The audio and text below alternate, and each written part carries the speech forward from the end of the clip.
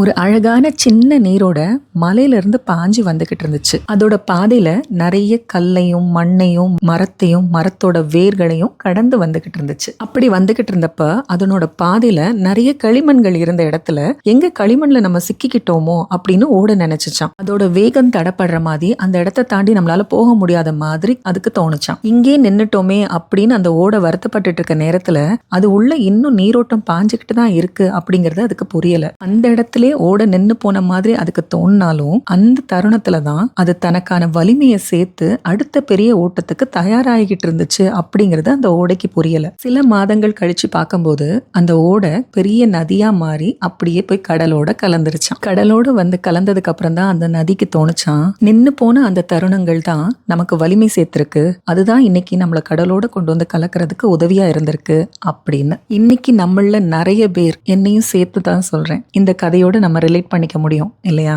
இங்கிலீஷ்ல ஒரு சேயிங்ஸ் இருக்கு, அதை கேட்டப்ப அப்படி கனெக்ட் ஆச்சு. என்ன தெரியுமா? I'm not where I want to be, but thank god I'm not where I used to be. நம்ம அடைய நினைச்ச இலக்கை இன்னும் அடையல, ஒத்துக்கிறேன். ஆனா யோசிச்சு பாருங்க, நம்ம என்ன ஆரம்பிச்ச இடத்துலவா நிக்கிறோம்? எவ்வளோ போராட்டங்கள், எவ்வளோ தடைகளை தாண்டி இவ்வளோ தூரம் இன்னைக்கு பயணிச்சு வந்திருக்கோம் இல்லையா? திரும்பி பார்த்தா தெரியும். Think of the battles you have already won. Think of the habits that you have broke. Think of the storms you have survived. எத்தனை போர்க்களங்களை தாண்டி வந்திருக்கீங்க, எத்தனை புயலை தாண்டி வந்திருக்கீங்க, எத்தனை பழக்க வழக்கங்கள்ல இருந்து உங்களை நீங்க மாத்திக்கிட்டு வந்திருக்கீங்க. உங்களோட ஓல்டர் வெர்ஷன் உண்மையிலே உங்களை நினைச்சு இன்னைக்கு பெருமைப்படும், நீங்க இவ்வளவு தூரம் வந்திருக்கிறத பார்த்து. ஆமாவா இல்லையா? சில நேரங்கள்ல நம்ம போக வேண்டிய இடத்துக்கும் நம்ம இப்ப இருக்கிற இடத்துக்கும் நடுவுல சிக்கிக்கிட்டு தவிக்கிறோம். நம்ம நினைச்சுக்கிறோம் நம்ம அவ்வளவுதான் நின்னுட்டோம் போல அப்படின்னு. கண்டிப்பா இல்ல. You are just on the way. சரியா? நம்மளோட இந்த தற்காலிக தடையோ தாமதமோ நம்மள அந்த இடத்துல தடுத்து நிறுத்துறதுக்காக கிடையாது, இன்னும் வேகமா நம்ம அடுத்த கட்டத்துக்கு அடியெடுத்து வைக்கிறதுக்கான பயிற்சி நேரமா தான் நீங்க பார்க்கணும். வில்ல வளைச்சு பிடிக்கிறதே அம்போட வேகமான பாய்ச்சலுக்காகத்தான் இல்லையா?